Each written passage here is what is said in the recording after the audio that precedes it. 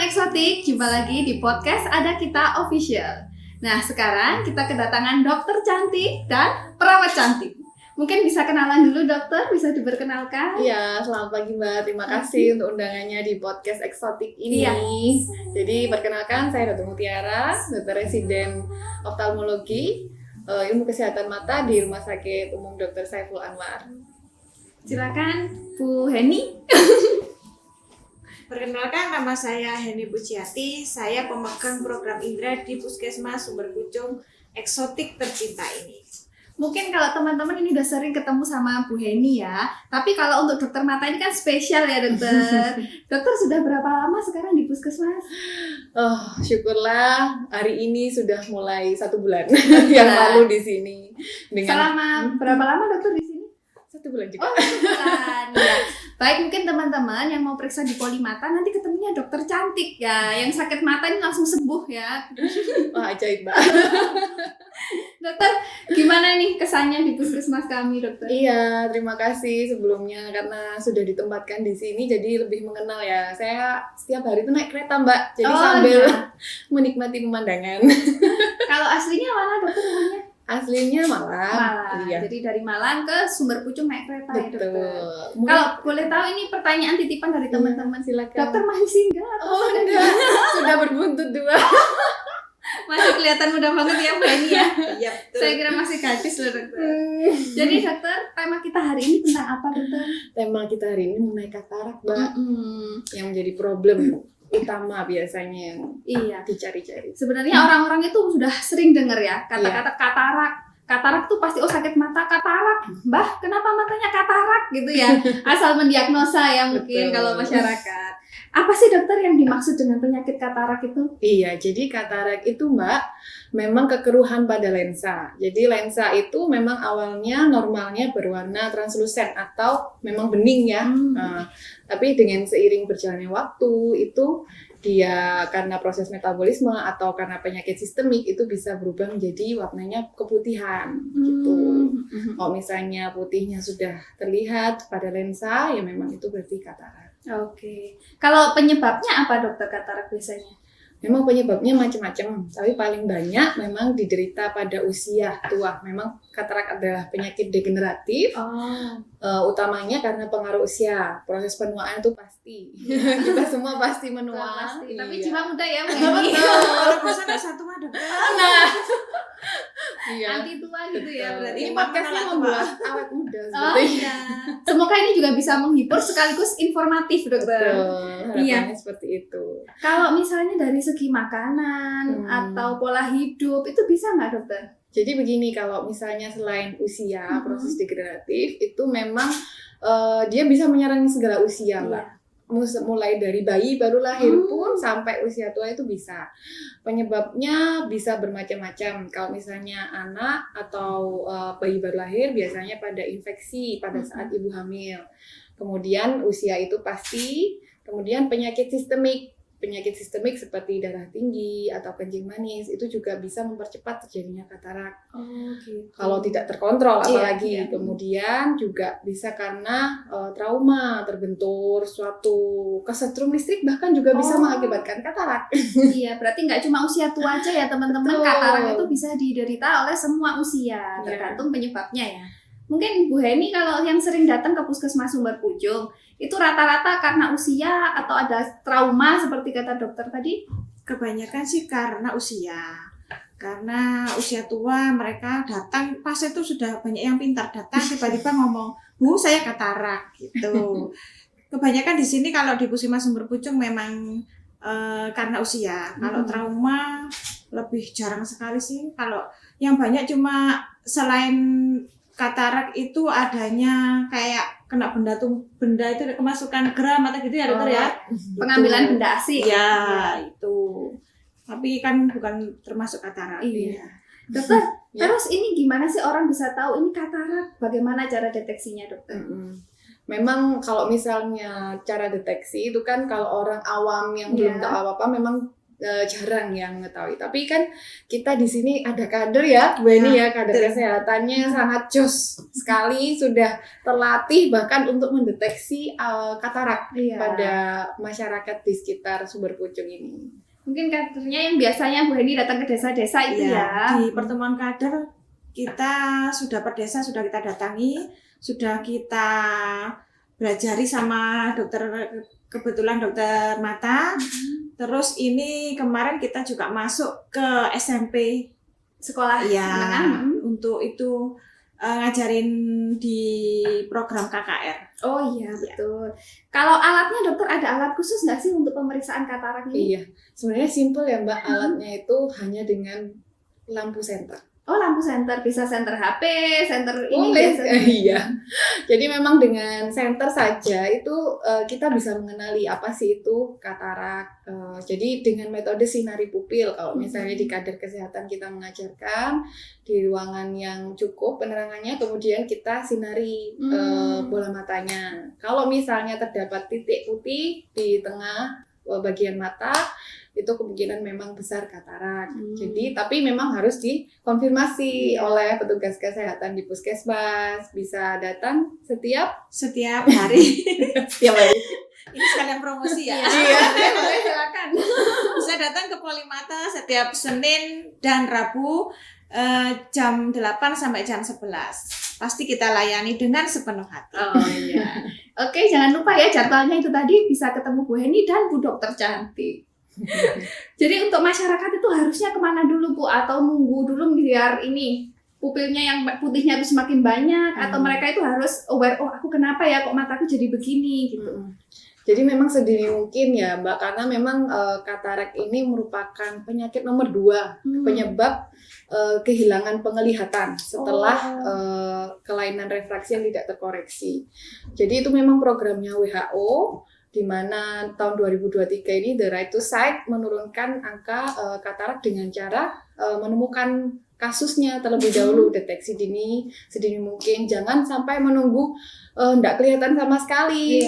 Itu baru dibawa ke puskesmas. Tapi dengan adanya kader kesehatan, Polimata yang buka Senin dan Rabu, diharapkan masyarakat juga tidak takut untuk memeriksakan dirinya supaya cepat tertangani, karena katarak itu semakin cepat tertangani, hasilnya atau prognosisnya juga akan semakin baik. Jadi memang harus disadari mulai dari keluarga dulu paling terdekat, bagaimana kondisi kakek neneknya, bapak ibunya, jangan sampai terlambat baru dibawa. Oh iya. Berarti misalnya ada kecurigaan kok pandangan mata semakin kabur, ada yang nggak enak gitu ya, bisa sebenarnya periksa langsung ke puskesmas. Kalau misalnya lewat kader Bu Heni, mereka ada jadwalnya atau ada posyandu di posyandu lansia atau gimana? Bisa di posyandu lansia, mereka bisa memeriksa, karena kemarin kita ngajarin itu semua kader. Oh iya. Jadi waktu pertemuan kader mereka diajarin semua kader, jadi nanti bisa meriksa pas di posyandu lansia bisa. Atau di PTM itu, program PTM itu juga. Oh, Posbindu. Iya, Posbindu PTM.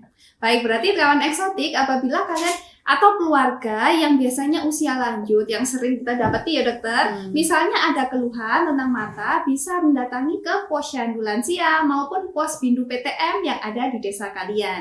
Jadi misalnya sebelum datang ke puskesmas, bisa lebih dulu mendekati yang di desa, gitu ya.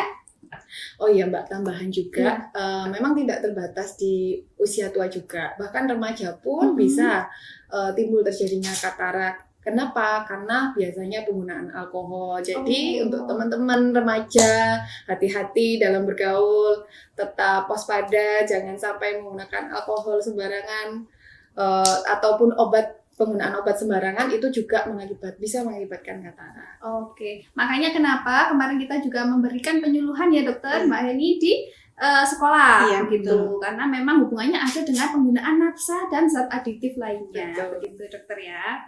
Jadi memang programnya itu menyatu ya. Kesinambungan ya. Jadi semua program kesehatan itu sebenarnya berkesinambungan ya. Dokter, kalau mengobati katarak itu boleh nggak sih kita beli obat di apotek, obat tetes gitu? Iya, untuk sampai saat ini belum ada penelitian yang menyatakan bahwa penggunaan obat-obatan tetes, obat minum ataupun jamu herbal itu yang efektif terhadap memperlambat ataupun mengobati katarak. Kalau misalnya pencegahan itu memang harus dengan perlindungan protektif karena memang faktor risikonya karena paparan sinar UV atau sinar matahari. Jadi mungkin menggunakan alat pelindung seperti topi, kacamata itu lebih disarankan daripada mengkonsumsi yang belum jelas khasiatnya seperti itu. Kacamata hitam atau putih boleh ya dokter? Boleh, tapi sebaiknya yang ada anti UV-nya ya, yang hitam biasanya kalau misalnya kacamata. Oke, berarti kalau UV itu harus paparan sinar matahari atau paparan gadget kalau anak-anak sekarang, dokter? Kalau misalnya gadget mungkin lebih ke penyakit lain ya, bukan katarak. Tapi kalau misalnya UV matahari, biasanya memang kejadian orang yang mempunyai pekerjaan di luar rumah itu lebih sering menimbulkan katarak. Baik. Berarti kalau boleh tanya apa? Iya, silakan. Ini penonton saya mau tanya ya. Silakan. Sering main game, terus editor, misalkan kan sering berhadapan dengan layar ada gitu. Itu bisa terpapar katarak enggak? Bisa jadi katarak atau yang lain? Iya. Jadi kalau misalnya layar, biasanya itu memang dia menimbulkan blue light atau sinar biru di gelombang tertentu. Biasanya kacamata untuk pelindung itu juga membantu. Tapi untuk sejauh saat ini, sampai saat ini belum ada penelitian yang menyebutkan bahwa blue light itu menimbulkan katarak seperti itu. Iya. Oke, terima kasih. Iya. Mungkin nanti efeknya lain ya dokter, ke Iya. mata minus, mata rabun yang lain gitu dokter. Iya, biasanya kalau memang penggunaan kacamata lebih sering. Iya. Di Di sini semua orang rata-rata bermata 4 dokter. Pakai kacamata semua gitu ya. Karena kita Kalau saya sering memang paparannya. faktor U. Betul, faktor U itu menentukan. Baik. Dokter, terus kalau misalnya pasien datang ke sini tuh apa harus ketika dia dideteksi katarak apa harus dioperasi?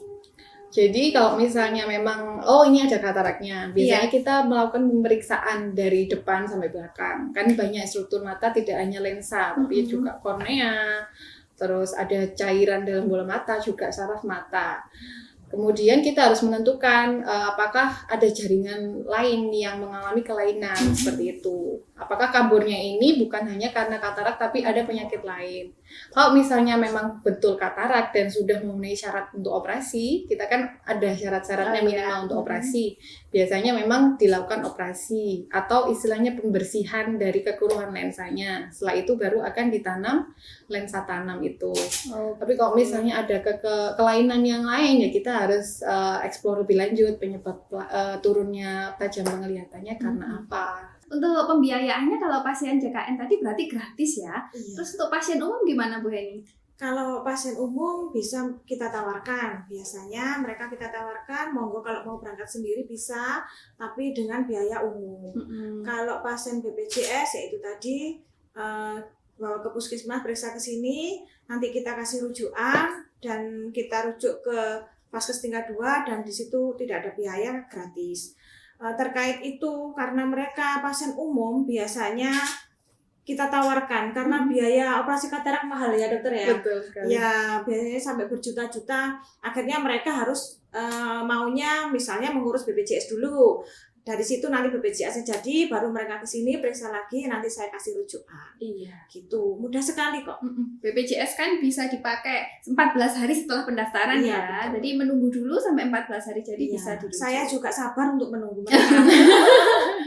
Kalau pasien umum bisa nanti dideteksi dulu di puskesmas, langsung datang ke rumah sakit atau dikasih pengantar biasanya Bu Iya, ya. betul. Baik. Gini dokter, kalau prosedur operasi katarak kan orang-orang tadi dokter udah bilang ya bahwa itu nanti pengelupasan. Kadang orang ngiranya waduh mataku mau diapain ini di rumah sakit kan gitu dokter. Gimana ketakutannya orang-orang ini dokter? Iya, jadi memang banyak kekhawatiran takutnya matanya dicongkel atau gimana gitu ya. Padahal nggak seperti itu dan prosesnya pun lumayan cepat, 10 sampai 15 menit itu bisa selesai seperti itu. Gitu. Kalau untuk operasinya mungkin waktu tunggunya ya kan orang yang operasi tidak hanya satu, mungkin itu yang membuat lama jadi deg-degan ya. Semakin antri itu semakin deg-degan ya. Kemudian kalau prosesnya sebenarnya cepat. Begitu masuk kita kasih tetes mata. Jadi nggak dibius umum biasanya ya, rata-rata memang hanya dengan tetes mata lokal, pakai tetes, terus nggak terasa nyeri. Habis itu kita lakukan prosedur sesuai prosedur. Biasanya operasinya itu ada beberapa metode Mbak. Ada yang dengan dibuat luka sedikit, kemudian ada yang pakai istilahnya mesin vekoemulsifikasi atau mungkin orang-orang kenalnya laser ya. Iya. Itu lebih minimal lagi, lebih kecil lagi, seperti tidak terjadi apa-apa, tidak terjadi luka ya.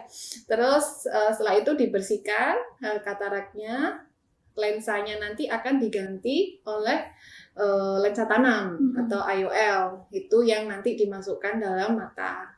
Jadi kayak implan gitu ya, tapi kalau misalnya ini prosesnya cepat 15 menit, setelah itu ya sudah boleh pulang biasanya. Kecuali kalau misalnya memang ada penyakit penyerta lain seperti kencing manis yang butuh regulasi gula darah, atau ya pasien-pasien yang tidak kooperatif. Jadi memang pasien-pasien katarak itu memang harus siap mental. Kalau misalnya mau dibersihkan ya harus nurut ya, harus lihat lampu aja Bu. Gitu. Berarti pasiennya itu juga harus menata hati. Betul. Gitu kan, orang-orang kan biasanya pulang tuh pasti matanya ditutup dokter ya. Itu tujuannya untuk apa dokter? Jadi memang kalau untuk setelah operasi biasanya kita ada aturan-aturannya, di mana seperti tidak boleh terkena debu secara langsung, angin, terus habis itu air secara langsung, tidak boleh dikucek, supaya agar lukanya itu cepat menutup dan menghindari adanya kuman yang masuk biasanya. Tapi kalau misalnya waktunya tetes obat ya ditetes obat, habis itu tutup lagi. Kalau besoknya kontrol biasanya boleh dilepas dan pakai yang transparan Mbak. Jadi tutupnya nggak mengerikan gitu ya, tutup terus. Iya betul. Bermanfaat kayak pendekar. Kalau setelah kataraknya diangkat, itu penglihatannya udah kembali normal lagi apa gimana dokter? Jadi memang prosesnya kan cepat ya, 15 menit, dan tergantung dari metode operasinya juga. Kalau misalnya dibuat luka, sayatan biasanya akan lebih lama ya proses penyembuhannya. Tapi kalau misalnya Veko, dia yang minimal sayatan itu pasti akan lebih cepat ininya. Tapi memang nggak boleh kena airnya, ada aturannya ya, biasanya sampai 2 minggu, nggak boleh nunduk-nunduk juga. Seperti itu. Boleh angkat-angkat. Ya. Bed rest total gitu. Nggak bed rest total sih, cuma istirahat ya. Mengurangi aktivitas mungkin gitu ya. Dokter, kalau rumah sakitnya nih, apakah semua rumah sakit itu bisa nggak sih menangani untuk kasus katarak? Kalau misalnya dokter spesialis mata sebenarnya sudah tersebar ya, dari rumah sakit tipe A sampai D itu ada, dan biasanya memang kasus katarak itu habis di tipe C atau D. Jadi nggak harus semua dirujuk ke tipe A, itu enggak. Jadi memang dari A sampai D sudah ada dokter spesialis matanya yang diharapkan sudah bisa menangani kasus katarak tersebut. Berarti teman-teman nggak perlu pilih-pilih rumah sakit. Betul. Karena semua itu sudah tersebar dari tipe A sampai tipe D. Jadi dokternya melayani itu pasti sudah terlatih dan profesional gitu dokter. Iya, bahkan klinik mata pun juga sudah melayani ya Bu Eni ya.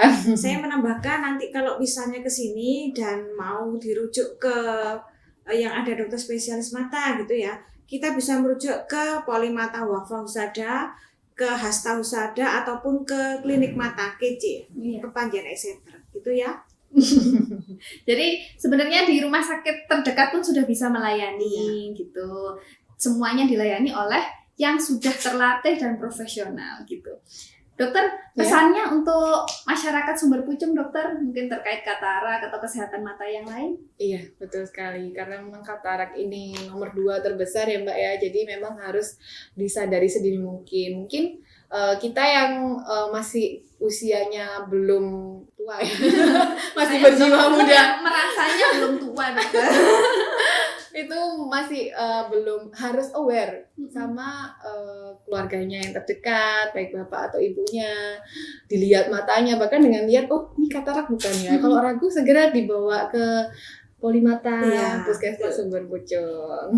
Atau kalau misalnya ada kegiatan yang ada kadernya, boleh segera diperiksakan, seperti itu, supaya tertangani dan tidak menimbulkan penyakit yang lain, seperti itu. Mungkin pesan dari Bu Heni untuk masyarakat Sumber Pucung? Apa nih pesannya ya? Yang jelas ini nggak pesen makanan ya. Betul. Pesan kesehatan mata. Ya gini, jaga kesehatan mata. Kalau misalnya ada keluhan, tetap datang ke Polimata Puskesmas Sumber Pucung hari Senin dan Rabu jam 8 sampai jam 11 siang. Ya. Nanti ketemu sama Bu Heni, Bu Dokter cantik gitu ya. Iya. Jadi terima kasih sekali dokter. Terima Begitu kasih, menginformasi Mbak. kepada masyarakat. Semoga ini bermanfaat bagi orang Amin. banyak. Dan jangan lupa kita selalu menjaga kesehatan kita dan orang-orang terdekat kita. Sampai jumpa di podcast selanjutnya. Terima kasih. See you.